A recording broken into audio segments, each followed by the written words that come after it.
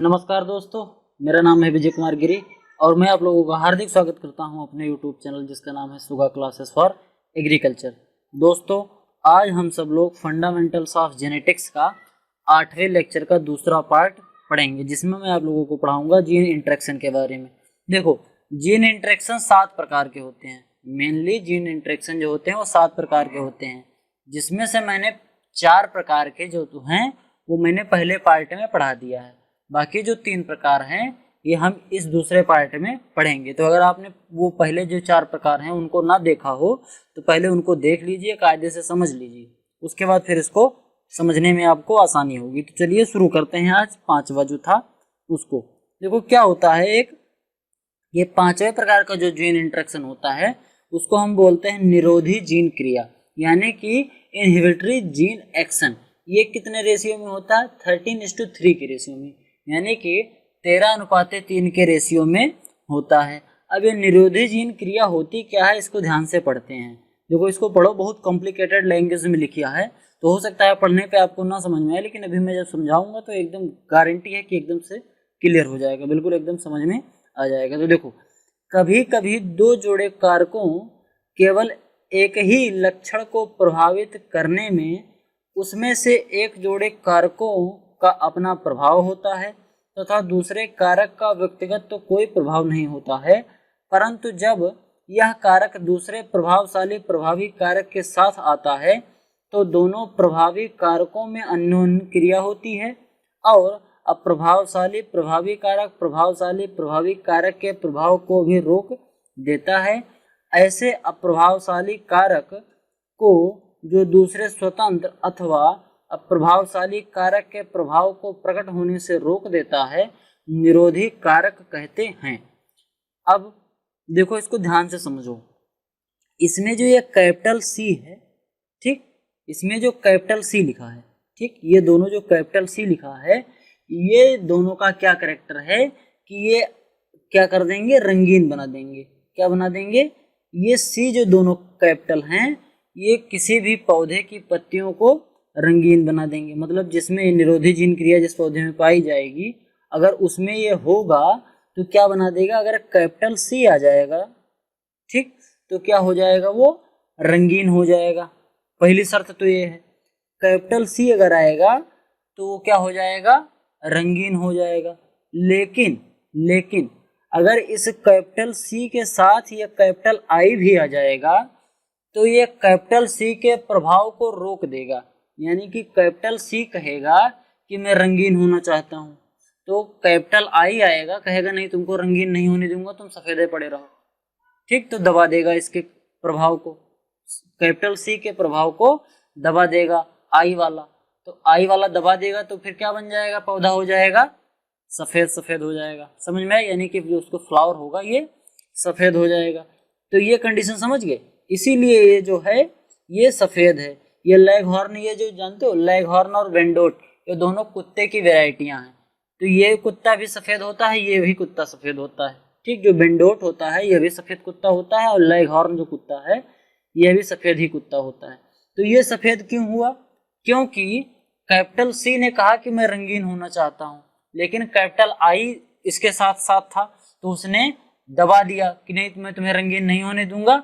तो क्या हो गया? वो बेचारा नहीं दिखा पाया अपना रंग, इसीलिए वो कुत्ता हो गया सफेद। इस कंडीशन में तो सफेद इस तरीके से आया। अब यहाँ जो सफेद वेंडोट था यहाँ पे कैसे आया? यहाँ पे जो कैपिटल सी था, ये सॉरी, इसमें जो सी था वो स्मॉल था, यानी कि सी अब कोई व्यक्तिगत प्रभाव डालेगा नहीं। तो सी अपना व्यक्तिगत प्रभाव डालेगा नहीं तो यानी कि रंगीन वो करेगा नहीं, तो रंगीन नहीं करेगा तो वो क्या होगा? सफेद होगा। उसके साथ साथ जो आई था, यानी कि जो स्मॉल आई है, ये भी अपना रिसेसिव कंडीशन में था, यानी कि ये भी अपना प्रभाव नहीं डालेगा। तो दोनों थे ही नहीं इसमें, ठीक, दोनों प्रभावी थे ही नहीं। अब जब दोनों प्रभावी नहीं रहेंगे तो क्या हो जाएगा? सफेद ही हो जाएगा। आई बात समझ में?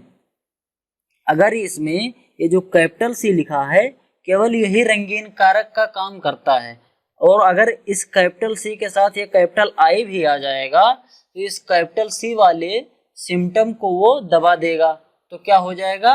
वो भी सफेद ही हो जाएगा। अब इसमें देखते हैं, कैपिटल सी और स्मॉल सी, तो ये वाला जो बना पौधा, ये कैपिटल आई स्मॉल आई और कैपिटल सी स्मॉल सी, ये पौधा कैसा होगा? सफेद होगा। क्यों? क्योंकि ये जो स्मॉल स्मॉल आई और स्मॉल सी है, इनका कोई औचित्य ही नहीं है, क्योंकि ये रिसेसिव कंडीशन में है। अब जो डोमिनेंट कंडीशन में है उनको देखो, तो ये कैपिटल सी कहेगा कि मैं सफेद, मैं रंगीन होना चाहता हूँ, लेकिन जो ये कैपिटल आई है ये तुरंत उसको रोक देगा, ठीक, रंगीन होने नहीं देगा, इसीलिए इसको क्या हो जाएगा, फिर ये सफेद कलर का हो जाएगा। इतनी बात समझ में आई? अब इसका जो डेफिनेशन था इसको फिर से पढ़ो।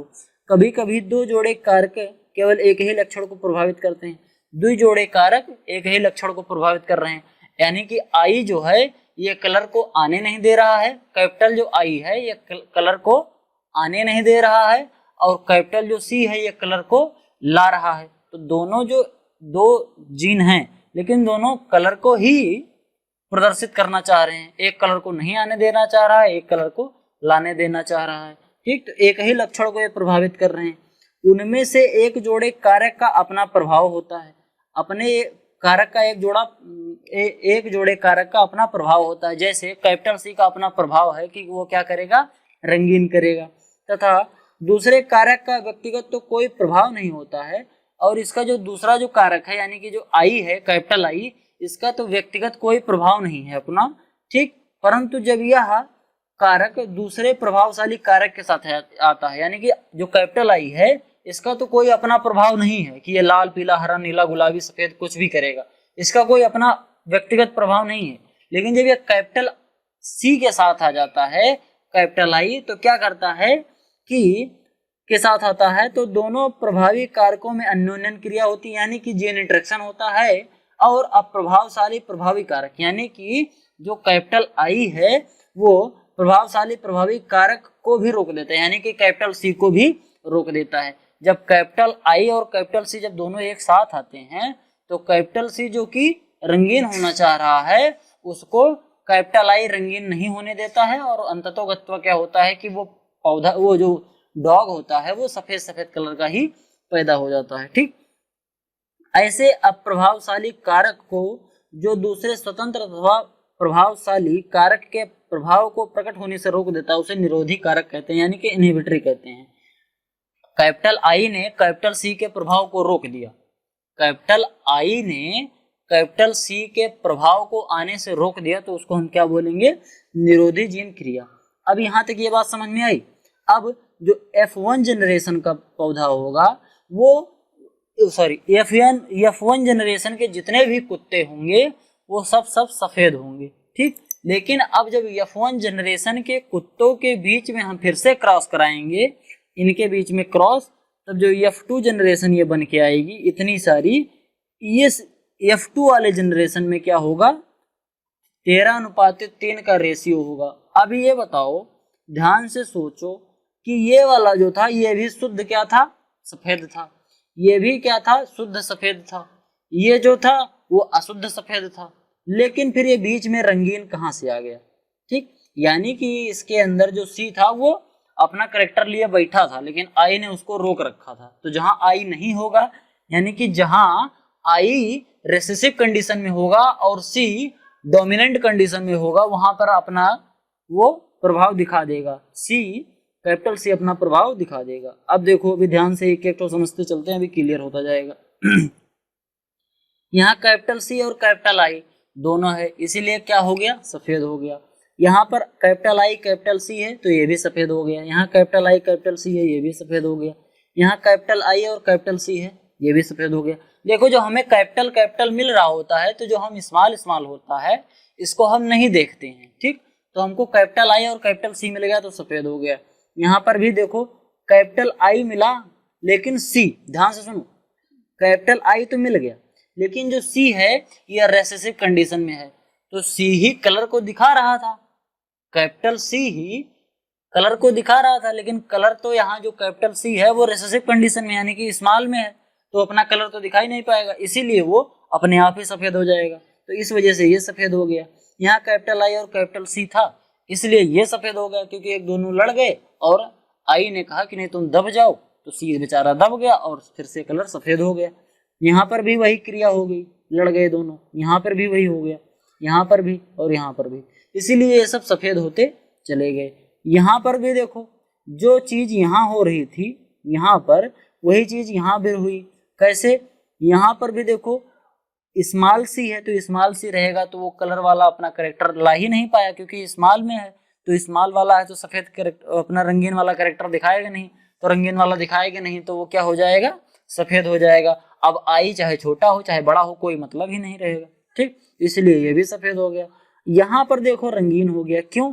क्योंकि सी कैपिटल आया, कैपिटल सी आया तो अपना वो जो कलर वाला प्रभाव था उसको लेके आया। ठीक, लेकिन उसके साथ साथ आई यहाँ रिसेसिव कंडीशन में है तो आई अपना प्रभाव दिखा नहीं पाएगा, आई उसे दबा नहीं पाएगा, नहीं कि तुम सफेद हो जाओ, इसीलिए वो क्या होगा? कैपिटल सी होने की वजह से वो रंगीन हो गया।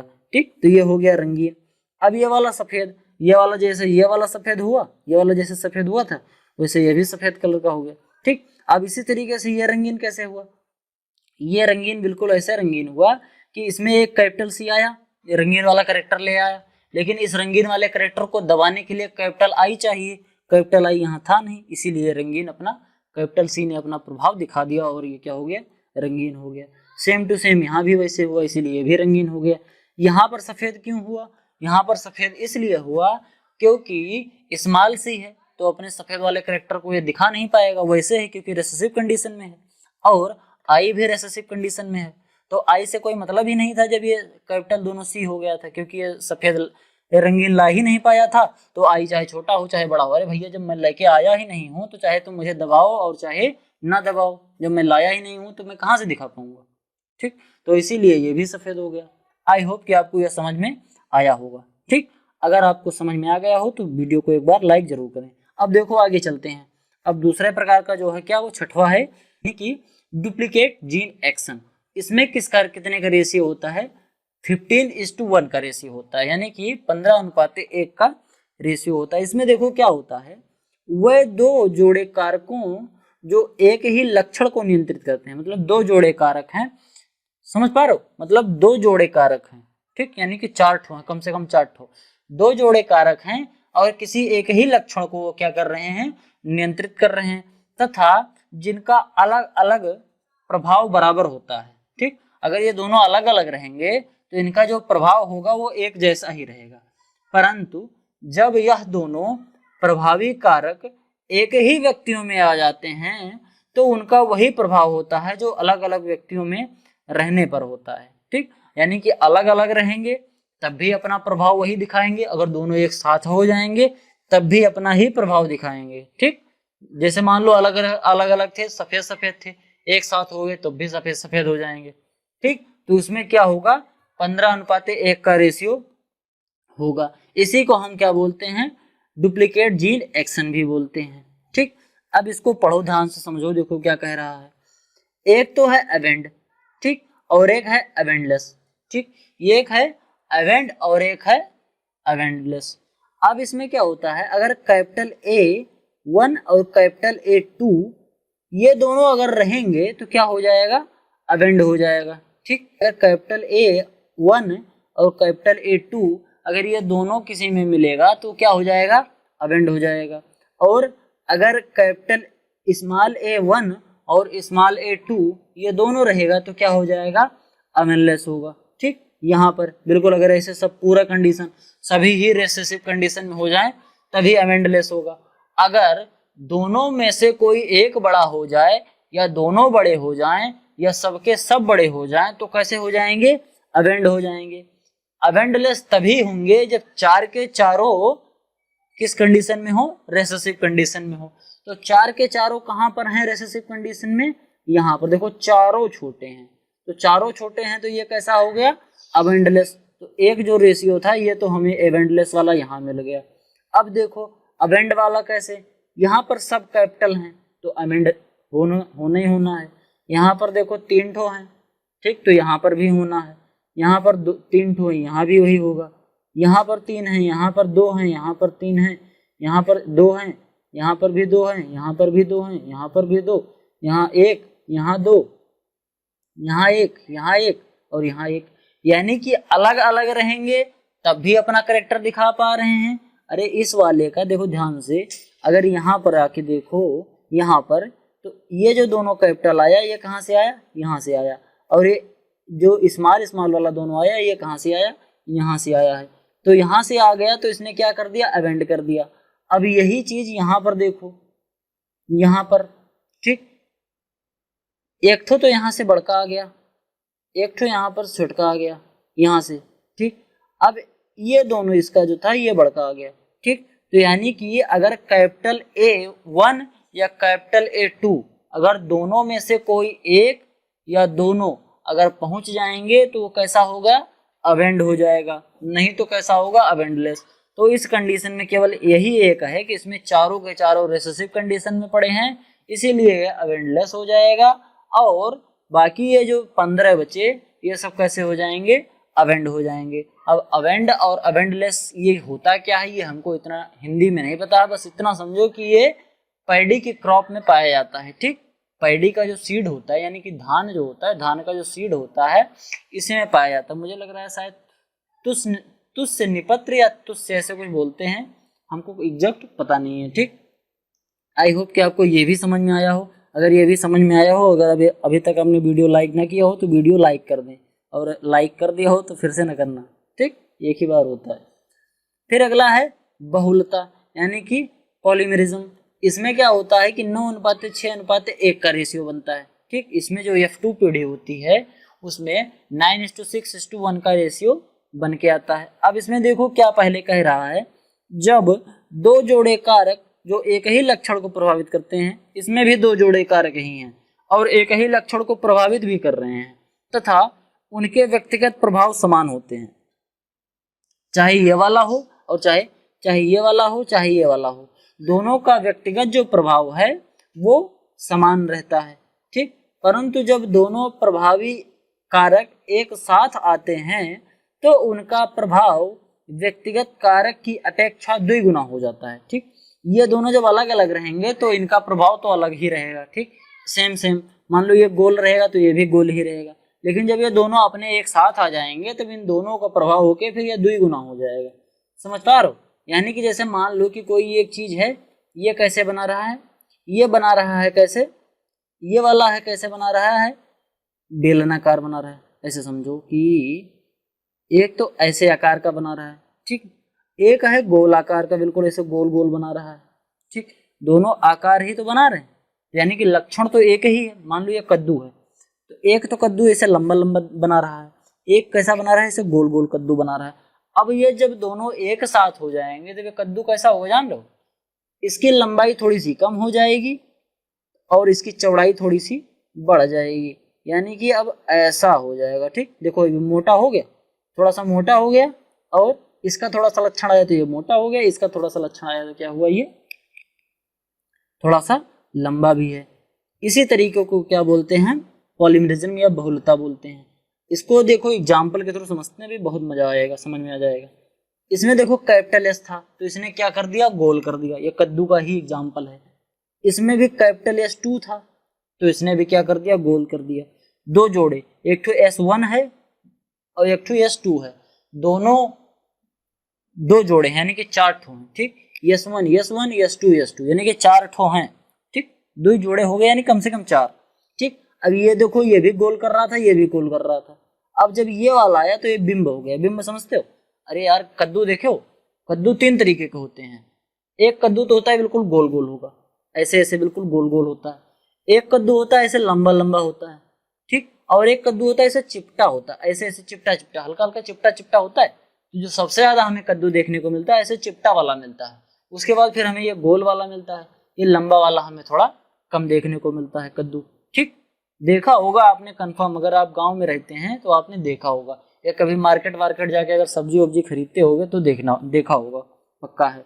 अब देखो गोल, अगर S रहेगा कैपिटल तो कैसा हो जाएगा, गोल हो जाएगा।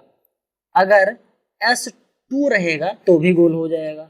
लेकिन अगर कैपिटल S1 और कैपिटल S2 दोनों आ जाएगा तो ये बिंब हो जाएगा, ठीक।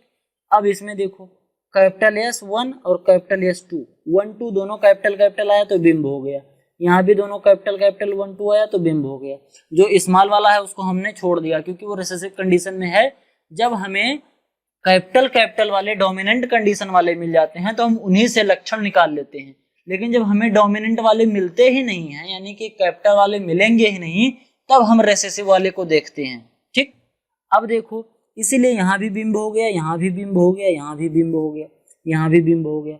यहाँ पर गोल क्यों हुआ? क्योंकि ये जो दूसरा वाला था S2, देखो ये दोनों छोटे छोटे हैं, यानी कि दोनों स्मॉल है। केवल इसमें S1 कैपिटल है, तो S1 अगर कैपिटल है तो S1 वाले ये गोल दिखा रहा था, तो यहाँ भी गोल हो गया। यहाँ पर इसी वजह से बिंब हो गया, यहाँ पर बिंब, यहाँ पर बिंब, ये सब इतना ढेर सारा जो था ये सब बिंब हो गया। अब गोल क्यों हुआ? यहाँ पर देखो S2 जो है दोनों ये रेसेसिव कंडीशन में है, केवल S1 जो है ये डोमिनेंट कंडीशन में, इसलिए गोल कर दिया। यहाँ पर S2 दोनों बड़ा था इसलिए गोल हो गया, यहाँ S1 बड़ा था इसलिए गोल कर दिया, यहाँ पर S2 बड़ा था तो इसलिए गोल कर दिया, यहाँ S2 बड़ा था तो इसने गोल कर दिया। यहाँ पर दोनों छोटे छोटे थे, S1 भी छोटा था यानी कि रेसेसिव कंडीशन में था, और S2 भी रेसेसिव कंडीशन में था, तो इन दोनों ने क्या कर दिया? दीर्घ कर दिया। दीर्घ समझ रहे हो, ऐसे वाला बना दिया। ठीक, तो ये हो गया क्या? एक। तो एक ठो तो कैसा हो गया? दीर्घ हो गया, छह ठो कैसा हो गया? गोल हो गया, और नौ ठो कैसा हो गया? बिंब हो गया। समझ में आया? तो केवल जीन इंटरेक्शन में ये 7 मुख्य प्रकार के होते हैं। अभी होते तो और हैं, लेकिन MSc में जाओगे तो पढ़ोगे कि हाँ अब और कौन कौन से होते हैं। लेकिन मेन जो जीन इंटरेक्शन था ये सबसे कठिन चैप्टर था, फंडामेंटल्स ऑफ जेनेटिक्स का ये सबसे ज्यादा कठिन चैप्टर था। अगर आपने ये समझ लिया होगा तो आई होप कि आपको ज्यादातर जेनेटिक्स का जो कॉन्सेप्ट है वो समझ में आ गया होगा। अगर आपको वीडियो पसंद आया हो तो वीडियो को लाइक करें, चैनल पर नए हैं तो चैनल को सब्सक्राइब करें, और अपने दोस्तों के साथ इस चैनल को शेयर करें, जिससे मेरा मोटिवेशन बढ़े और मैं ऐसे वीडियो आप लोगों के लिए लाता रहूं। मिलते हैं अगले वीडियो में, तब तक के लिए धन्यवाद। अगले वीडियो में तब तक के लिए धन्यवाद।